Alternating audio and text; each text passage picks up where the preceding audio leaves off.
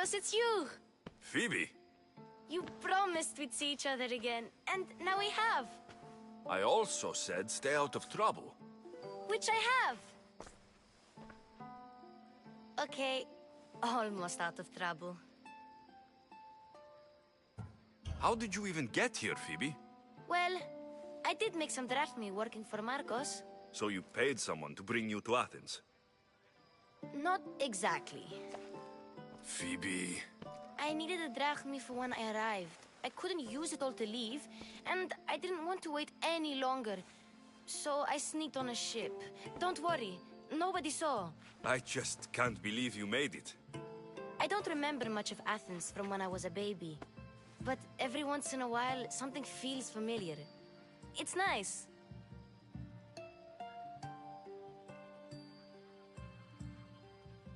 I can't believe you're here. Me either. I can't believe we both made it to Athens. It's so much different from Kefalonia. But what are you doing here? I'm here to get you ready. I have to make sure you leave all your weapons and change into these clothes. So, you somehow work here? For Pericles? No, for Aspasia. I think I'm ready to go in. You can't! Not like that, anyway. The Athenians like it best when you try to fit in. But don't worry, I have just the outfit for you. I'll get changed. Promise you'll take care of my things. Yep. Leave your weapons in the corner, and I'll come back when you're done.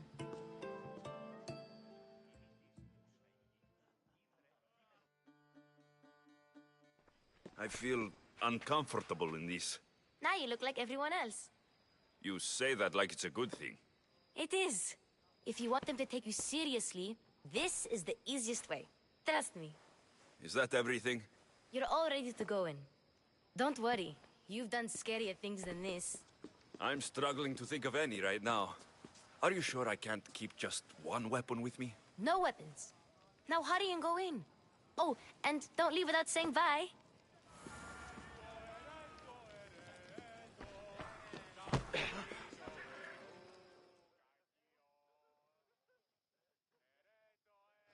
Here, Alexios. The mighty mercenary and traveler has finally made his grand entrance. Only slightly late, too.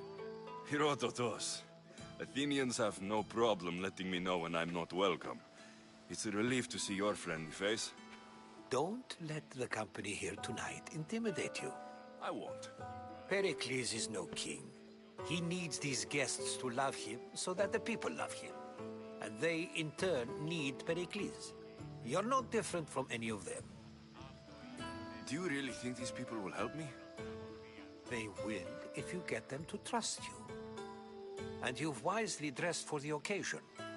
Appearing trustworthy is the most important part of being trusted, after all. Now then, come, let me introduce you to everyone. They may not look it, but this group holds the way to the future on the tip of their opinionated tongues. Ah, Sophocles and Euripides, for example. Two of the most celebrated playwrights to date. No one can throw stones as far as they can. They appear to be locked in some kind of intellectual struggle, as is their way. He's a writer of comedies, of all things. Comedies, Euripides.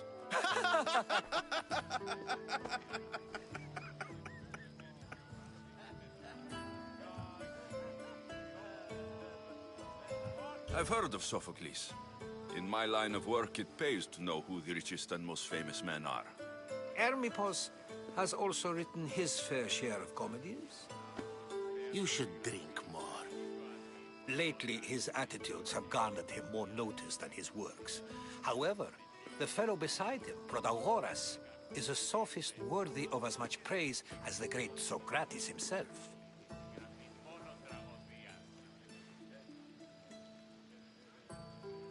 Inviting Socrates seems like a good way to ruin everyone's night.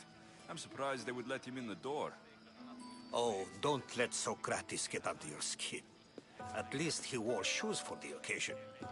And the poor thing gesticulating like an ape is Thrasymachos. If you listen closely, you'll notice he and Socrates are actually arguing the same points. But the wind from his wild gestures deafens him to critique. That isn't at all what I mean. Where is Pericles? Oh, he never attends his own parties. Which reminds me, there's something I need to get his help with. Vile Socrates, always appearing where I least expect him. Warrior, protect me from his amorous gaze. Oh, Alcibiades, this is not a time for jealousy, but for love.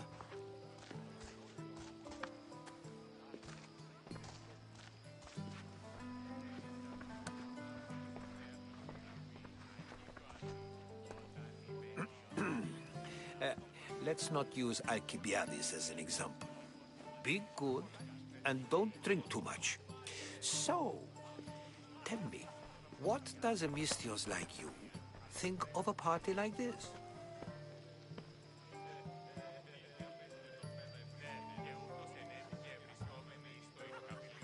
This is going to be a long night. Parties should be about vomiting up blood, not vomiting up poetry. These people are so clean. If these guests aren't to your own unique tastes, then just focus on why you came here in the first place. Thank you, Herodotus. Now, if you'll excuse me, Pericles is here somewhere, and I need to prepare him. If he's alone, I'll tell him what your sister said.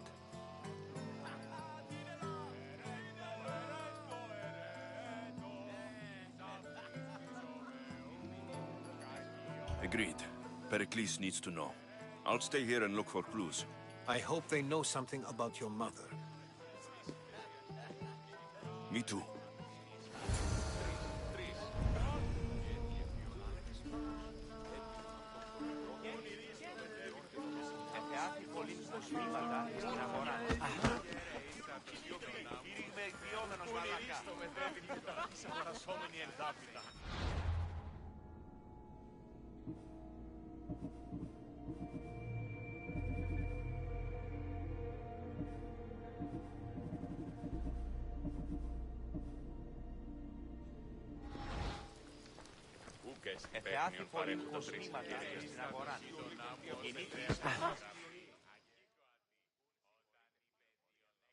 Of course, I only use the terms war or God or civility in the context of what can be observed.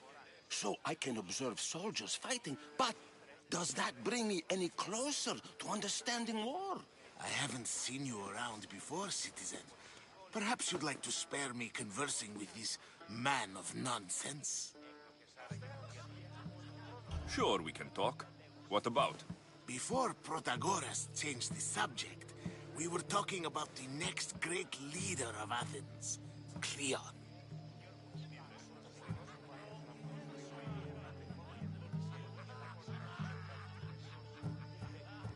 I saw Cleon speaking at the Pnyx. He's a real man of the people. So, you have a taste for politics. That's certainly better than most of the elitist blowhards in this house. I take it you and Pericles aren't friends. Hardly. Hermippos led the Tsars to have Aspasia ostracized and to see Pericles stripped of power. Not that it worked. Yet, Pericles is the past. He's more worried about losing a few precious statues than he is fighting and winning the war. Cleon will rule this city and return it to greatness. Mark my words.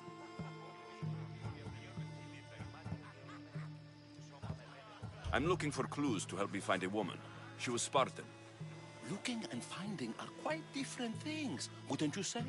I could observe a priest offering sacrifice to the gods, but does that mean, in so doing, that I have myself found God? Or... Oh, forget it.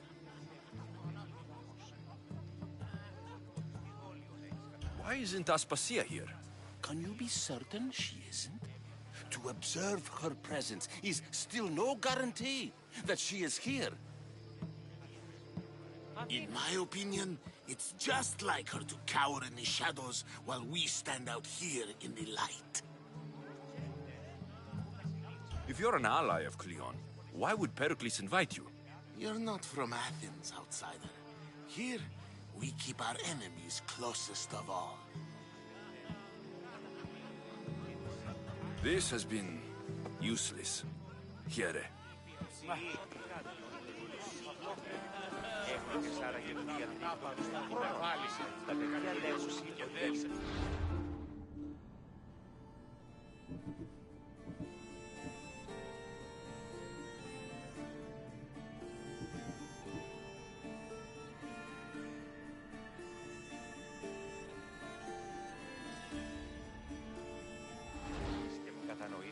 And so it isn't the rich and powerful, but the gods who are the source of justice.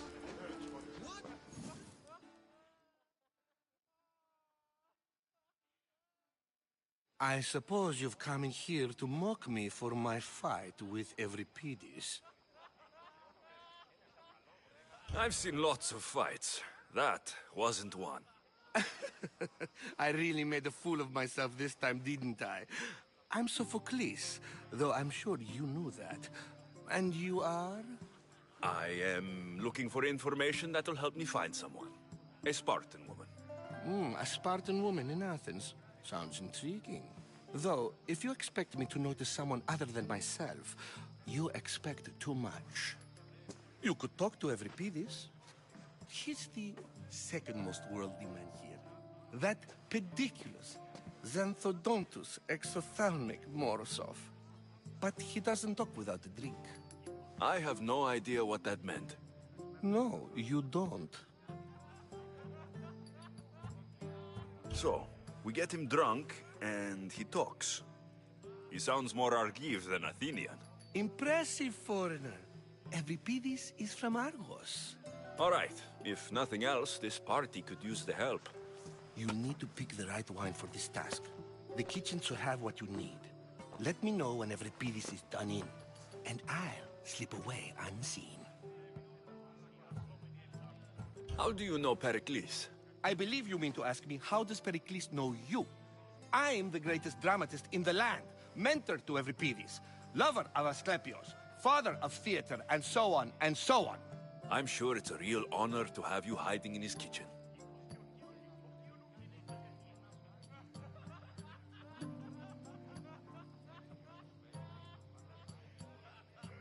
You're awfully worked up over Euripides.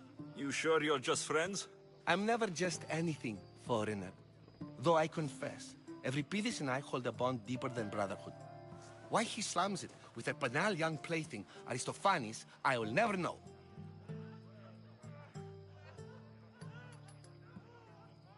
I'll get the wine. Wonderful.